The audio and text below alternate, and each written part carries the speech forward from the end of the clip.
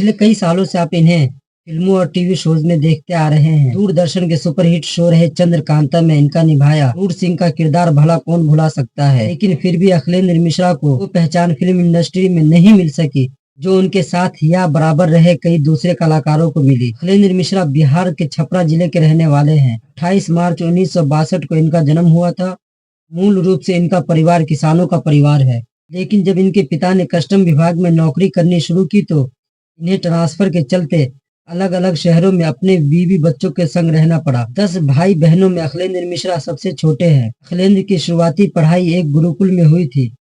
गुरुकुल के बाद एक पब्लिक स्कूल में इन्हें चौथी क्लास में दाखिला मिला। शुरुआती स्कूलिंग के बाद मैट्रिक की पढ़ाई करने ये अपने शहर छपरा वापस आ गए।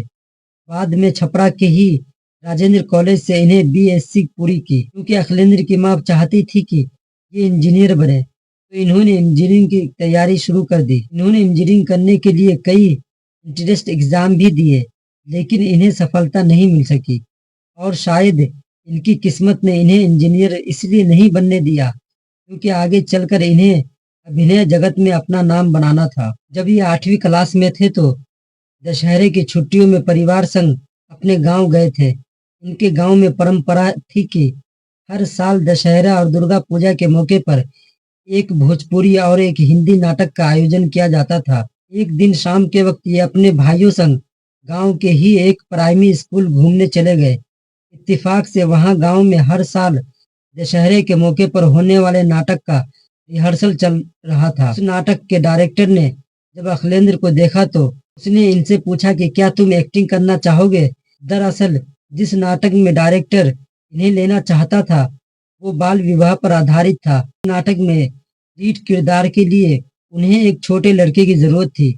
अखिलेंद्र ने जब नाटक करने में दिलचस्पी दिखाई तो डायरेक्टर ने इन्हें स्क्रिप्ट दे दी और अगले दिन याद करके आने को कहा। इस तरह अखिलेंद्र मिश्रा ने पहली दफा गांव में हुए उस नाटक में हिस्सा लिया और उस नाटक में इनके काम को खूब सराहा गया। तारीफें मिली तो अखिलेंद्र हर साल दशहरे की छुट्टियों में गांव में आने लगे और नाटकों में हिस्सा लेने लगे। यहीं से अखिलेंद्र मिश्रा के दिलो दिमाग में ये बात घर कर चुकी थी कि क्यों न एक्टिंग को ही प्रोफेशन बना लिया जाए। सफलता मिलनी शुरू हुई तो जिला स्तर पर अखिलेंद्र नाटकों में हिस्सा लेना शुरू कर दिया। बिहार के राजधानी पटना में हुए बिहार यूथ फेस्टिवल में इन्होंने छपरा की नुमाइंदगी की और वहां भी एक नाटक परफॉर्म किया। जहां एक तरफ नाटकों में अखिलेंद्र को सफलता मिलती जा रही थी तो वहीं दूसरी तरफ इंजीनियर बनने की इनकी तमाम कोशिशें नाकाम हो रही थी। हालांकि ये एक शानदार स्टूडेंट थे, लेकिन किस्मत इन्हें इंजीनियरिंग में जाने नहीं दे रही थी। इनके घर वालों ने इनसे एमएससी करने को कहा। इस वक्त तक नाटकों को ही अपनी दुनिया मान चुके थे। अखिलेंद्र को पता था कि अगर उन्होंने एमएससी ले ली तो फिर वो कभी भी अभिनय की दुनिया में नहीं जा सकेंगे। इन्होंने किसी तरह एक्टर बनने की अपनी ख्वाहिश के बारे में अपने घर वालों को बताया। इनके घर वाले पहले तो बेहद हैरान हुए, बाद में थोड़ा नाराज भी हुए, लेकिन जब इन्होंने साफ कर दिया कि ये सिर्फ और सिर्फ एक्टिंग करेंगे तो घर वालों को इन्हें इजाजत देनी ही पड़ी। अखिलेंद्र को पता था कि अगर इन्हें थिएटर में करियर बनाना है तो दिल्ली या मुंबई जैसे बड़े शहरों का रुख हर हाल में करना ही होगा। घर वालों से इजाजत मिल ही चुकी थी, बस फिर क्या था। एक दिन ट्रेन पकड़कर ये आ गए उस जमाने के बम्बे यानी मुंबई शहर। इप्टा संग जुड़ गए। शुरुआत में इन्हें इप्टा में भी काफी संघर्ष करना पड़ा। जाते ही इन्हें बढ़िया रोल्स नहीं मिल गए। ये पानी पिलाने, झाड़ू लगाने, कस्टम आयरन करने जैसे कई छोटे मोटे काम शुरू में करते थे। बाद में इन्हें भीड़ में खड़ा होने के मौके मिलने लगे। धीरे धीरे इनकी मेहनत रंग लाई और इन्हें 1 या 2 लाइन का डायलॉग मिलने लगा और जब इन्होंने उन लाइनों को बढ़िया तरीके से बोलना शुरू कर दिया तो इन्हें नाटकों में बड़े और मजबूत रोल भी मिलने लगे। अखिलेंद्र की बड़ी मेहनत रंग लाई और मुंबई में थिएटर जगत में इनका नाम और इनका कद बढ़ने लगा। थिएटर में नाम हुआ तो फिल्म इंडस्ट्री की नजरें भी इन पर पड़ने लगी। इसी दौरान इन्होंने नीरजा गुलेरी की कमिंग टीवी शो चंद्रकांता की खबर मिली। इसकी किस्मत ने एक बार फिर से एक बड़ा टर्न लेने की तैयारी शुरू कर दी। उन दिनों अखिलेंद्र मिश्रा मुंशी प्रेमचंद्र की कहानी पर बेस्ट नाटक मोटोराम का सत्याग्रह में काम कर रहे थे। ये नाटक पृथ्वी थिएटर में चल रहा था। अखिलेंद्र को किसी ने बताया कि नीरजा गुलेरी बॉम्बे में है और वो अपने नए शो के लिए एक्टर्स की तलाश में है। इसी तरह अखिलेंद्र को नीरजा गुलेरी की असिस्टेंट का नंबर मिल गया। उससे बात करके अखिलेंद्र एक दिन नीरजा गुलेरी से मिलने उनके ऑफिस पहुंचे। वहां जाकर हैरान रह गए। इनसे पहले ढेर सारे एक्टर वहां नीरजा गुलेरी से मिलने लिए मौजूद थे। अखिलेंद्र जब नीरजा गुलेरी से मिले तो उनकी शख्सियत नीरजा को बेहद पसंद आई। वो इनके थिएटर बैकग्राउंड से बेहद इम्प्रेस थी। नीरजा ने अखिलेंद्र को विलन क्रूर सिंह का रोल ऑफर किया। कहानी के मुताबिक शो के 10-12 एपिसोड के बाद क्रूर सिंह की मौत हो जाएगी। अखिलेंद्र ने ये रोल स्वीकार कर लिया। हालांकि चंद्रकांता से पहले अखिलेंद्र टीवी शोज में भी काम कर चुके थे। चंद्रकांता की शूटिंग शुरू हुई।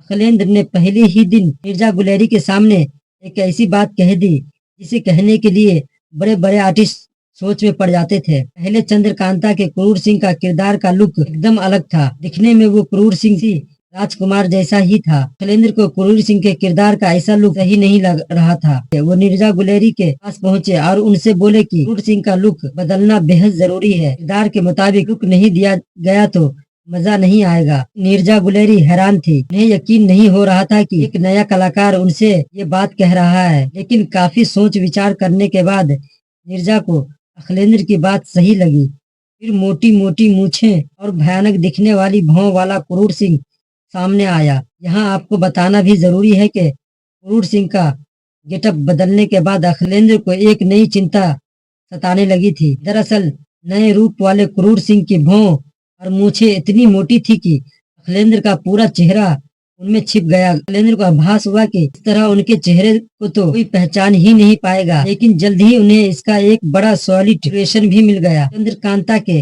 स्क्रिप्ट में उनके डायलॉग के बाद लिखा था।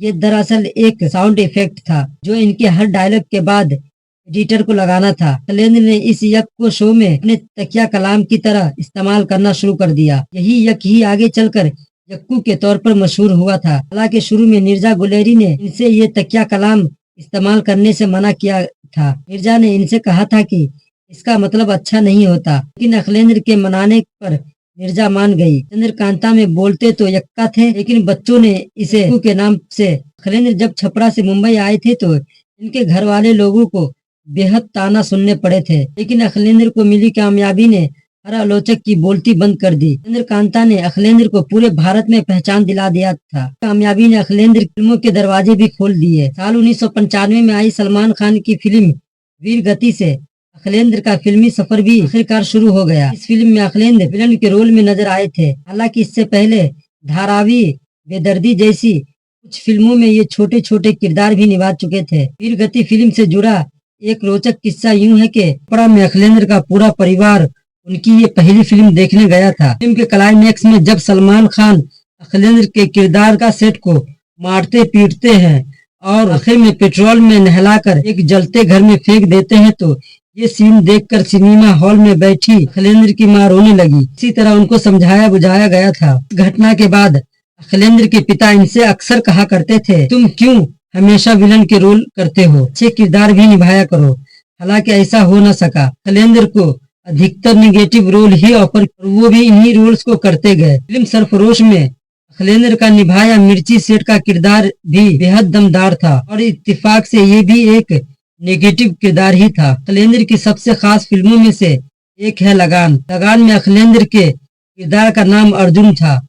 क्योंकि आमिर खान सरफरोश में अखिलेंद्र संग काम कर चुके थे तो उन्होंने ही अखिलेंद्र को भी लगान में एक रोल देने का फैसला किया था। रामानंद सागर के भाई आनंद सागर की साल 2008 वाली रामायण में अखिलेंद्र मिश्रा ने रावण का रोल किया था। हालांकि शुरू में जब उन्हें रावण का ये किरदार ऑफर किया गया था तो उन्होंने इसे निभाने से साफ इनकार कर दिया था। दरअसल इससे पहले रामानंद सागर के रामायण में अरविंद त्रिवेदी ने रावण का किरदार निभाया था और अखिलेंद्र किसी भी हाल में अरविंद त्रिवेदी के चैलेंज नहीं करना चाहते थे। लेकिन आनंद सागर ने अखिलेंद्र से कहा कि एक बार आकर बात कर लो। आनंद सागर के बार बार बुलाने पर अखिलेंद्र उनसे मिलने पहुंच ही गए। लगभग 4 घंटे चली उस मीटिंग के बाद अखिलेंद्र इस शर्त पर आनंद सागर की रामायण में काम करने के लिए तैयार हुए, रावण के किरदार को खुद करेंगे। शो का टेलीकास्ट शुरू होता है और एपिसोड में रावण को रोते हुए दिखाया जाता है। रावण को रोते देखकर दर्शक एकदम हैरान थे। खलेंद्र की खूब प्रशंसा हुई। खलेंद्र मिश्रा के लोकप्रिय किरदारों की बात करें तो अपहरण के बैजूनाथ मिश्रा, वीर जारा का जेलर, फिदा के बाबू अन्ना, गंगा जल के डीएसपी भोरेलाल, गुजराती फिल्म गुजरात नौनाथ में उन्होंने प्रधानमंत्री नरेंद्र मोदी का किरदार निभाया था। वही बात अगर इनकी निजी जिंदगी के बारे में करें तो इनकी निजी जिंदगी के बारे में सोशल मीडिया पर कोई जानकारी उपलब्ध नहीं है। कोई अखिलेंद्र मिश्रा की जानकारी जानकर कैसी लगी, प्लीज आप हमें कमेंट सेक्शन में जरूर बताएं। वीडियो पसंद आने पे वीडियो को लाइक कर दे।